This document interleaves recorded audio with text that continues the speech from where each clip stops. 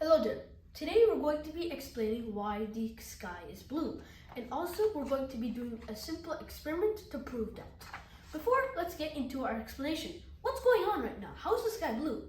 As you see, the sun right here produces white light. This white light reaches our Earth's atmosphere. Inside the white light, there are all the colors you can think of: indigo, violet, purple, blue, green, yellow, orange, red, all the colors. So this white light, when it reaches the atmosphere, all the gas molecules that are in the atmosphere actually scatters the shortest color wavelength. Now the shortest color wavelength of all is actually violet one. However, the blue wavelength is also really short, somewhat like the violet. So the blue color because of its wavelength, the blue color goes on these gas molecules, and these gas molecules scatter the blue color into the atmosphere, therefore creating a blue color in our sky. If you see this picture is taken from outer space. Now, the Earth is highlighted with a blue color. This blue color actually represents the sky. Now let's talk about why during the sunrise and sunset it has an orange, yellowish color or reddish color.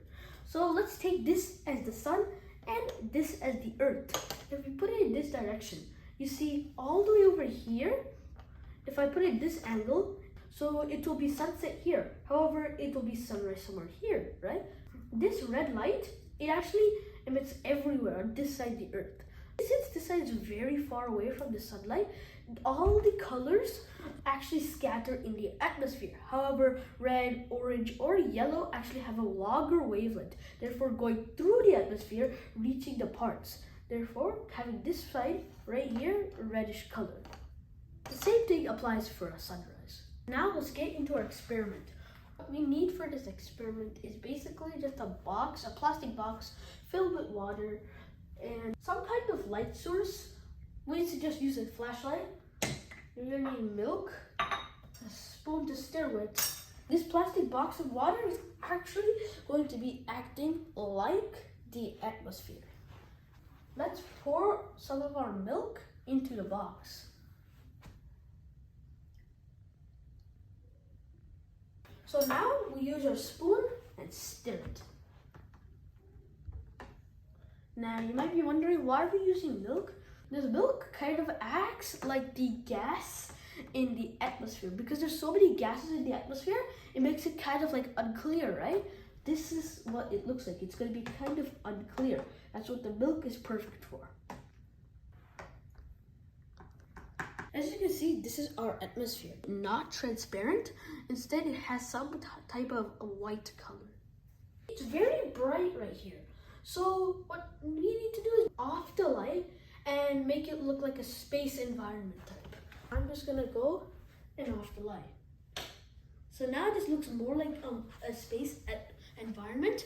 We have mixed the milk with the water, and we are using this flashlight as a light source, like the sun's light source. So now I'm going to be putting this on some kind of stand like this cup. When this light is focusing on the plastic box, you can see at the very end right there's some light blue color. In real life, the sun's light source actually meets with the gas molecules inside the atmosphere, and this milk is not exactly clear. It's filled with all the gases. It acts like the sun's atmosphere, therefore making the blue light scatter all over. However, as you can see on this very end right here is more yellow, because the yellow wavelength is much more longer than the blues ones. So therefore, the yellow is going to be at the very end, while the blue is going to be at the very start right here.